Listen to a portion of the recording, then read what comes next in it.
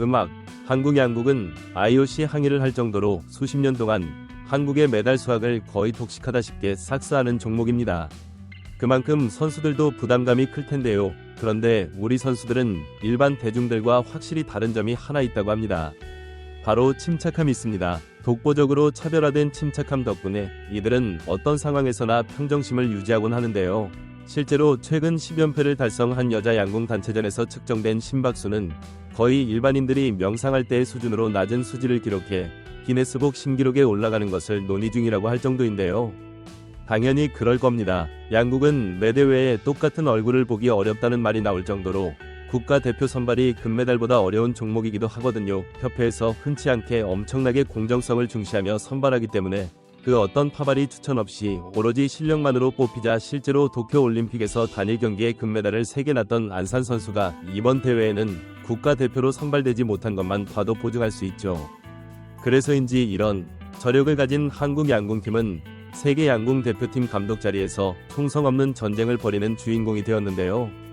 자연히 많은 나라들은 한국 대표팀 감독을 영입하기 위해 꾸준히 투자해왔고 그 중에서도 특히 중국은 한국인 감독을 찾는 단골 손님으로 유명합니다. 사실 중국은 다른 나라의 기술로 훔치고 그 후에 토사급행하는 일에 일가견이 있는 나라죠. 예를 들어 우리나라 반도체 기술을 빼가기 위해 삼성전자와 SK하이닉스 연구원들에게 수년 연봉에 해당하는 수학관 제시하고 사람 배각기를 시도했으나 우리 국정원에 적발되기도 했습니다. 스포츠계에서도 마찬가지로 동계올림픽 스케이트 종목에서 안현수, 즉 빅토르안을 코치로 또 다른 한국인 김 감독을 감독으로 선임하고 이묘준, 즉 린사오 진 기아를 받아들여 한국인 메달리스트 선수를 중국 선수로 택하는 일도 벌어졌습니다. 실제로 중국은 오래전부터 한국 양궁을 넘어서기 위해 한국인 감독을 영입하려고 애써왔는데 이번 올림픽에서도 그 노력은 계속되었다고 합니다. 그리고 중국 현지 손에서 말하는 변명도 기가 찹니다. 팔도 결국 중국에서 기원한 것이니 중국이 양궁에서 메달이 없는 것을 용납할 수 없다. 한국의 40년 양궁 메달의 빚을 갚기 위해 오랑캐를 잡기 위해 오랑캐를 쓰는 이로 한국인 감독을 데려오자는 전략이었죠. 그리고 결과는 여러분이 잘 아실 겁니다.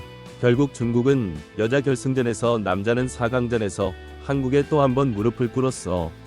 심지어 한국은 매번 선수가 바뀌어도 여전히 승리했습니다. 그런데 문제는 결승전이 끝난 직후 한국인 감독의 행동과 인터뷰에서 터졌습니다. 한국인 감독이 중국이 한국의 실력이 뭐 알았다고 대답하며 한국 선수들을 격려하는 모습이 중국 중계 화면에 잡혔기 때문입니다. 그런데 아무래도 이 장면은 중국 네티즌들과 언론을 분노하게 만들 수밖에 없었던 것 같습니다. 감독이 아무리 소국인 한국 출신이라 해도 대국의 국기를 가슴에 달고 그렇게 고개를 숙이고 있어야겠냐고 비난하기 시작했죠. 오늘은 한국 양궁 언제 이길 수 있냐는 외신 기자의 질문에 보인 한국인 감독과 여자 양궁부 에이스 초특급 미녀 선수 반응에 분노한 중국인들의 반응을 전해드리려고 합니다. 먼저 잠시 저희 광화문 브리핑 채널 구독 설정도 부탁드립니다. 중국 대표팀 에이스이자 초만이 명성을 크게 얻은 기자만이 한국을 언제쯤 이길 수 있다고 보느라 서양인 외신 기자의 질문에 답한 발언이 화집입니다. 아마 미래에는 한국을 이길 수 있을 것 같다. 이번 경기는 너무나 부담이 컸기 때문에 힘들었다는 현실적인 답이었는데 중국 여자 대표팀은 나폴레옹이 묻힌 무덤인 앵발리드 앞에 깔린 양궁 경기장에서 결국 또다시 결승전 진출에 기쁨이 차 가시기도 전 태극 공사들의 벽에 가로막혔습니다. 임시현 남수현 전원 영희 올림픽 10연패라는 신화를 쓰는 순간 중국 선수들과 코치진 모두가 또다시 고개를 추이는 장면이 글로벌 토픽으로 떠올랐을 정도로 통쾌한 순간이었는데요. 그래도 놀랍게도 중국은 역대 올림픽 여자 단체전에서 한국의 가장 강력한 맛으로 떠올랐습니다. 2024 파리 올림픽을 포함해 금메달로 향하는 마지막 관문에는 늘 중국이 버티고 있을 정도로 기량을 많이 끌어올렸거든요. 한국과 중국은 10번의 결승전에서 무려 5번이나 만난 다행히 아직 모두 한국에 이겼습니다. 1992년 바르셀로나 올림픽 결승에서 처음 맞붙었는데 이번이 5째 대결이었던 건데요. 한국 대표팀에게는 이번 올림픽에서 10연패를 달성해야 한다는 심적 부담감을 중국에는 이번에야말로 한국을 넘어서고 공안증 극복하겠다는 부담감을 안고 출전해야만 했던 소위 빡센 경기였다고 하죠. 앞서 소개해드린 중국 선수 리지 아만이 이번 대회가 끝난 직후 부담감을 언급한 이유는 또 있습니다.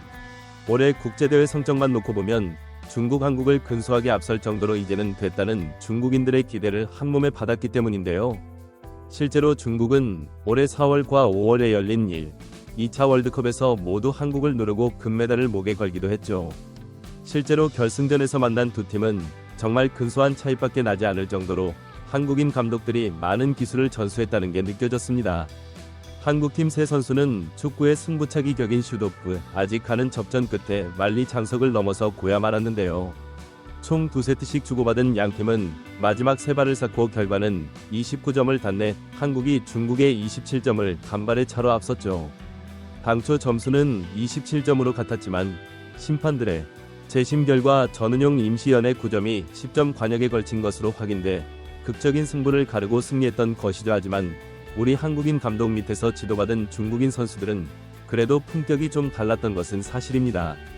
보통의 중국인 선수들이나 코치들은 이렇게 판정이 번복되는 길길이 날뛰며 국제협회에 제수하고 소리를 고래고래 지르고 애국가가 연주되는데 중국어 소리 지르는 못 배운을 보이는데요. 놀랍게도 이번 선수들은 점수가 발표되자 깔끔하게 패배합니다.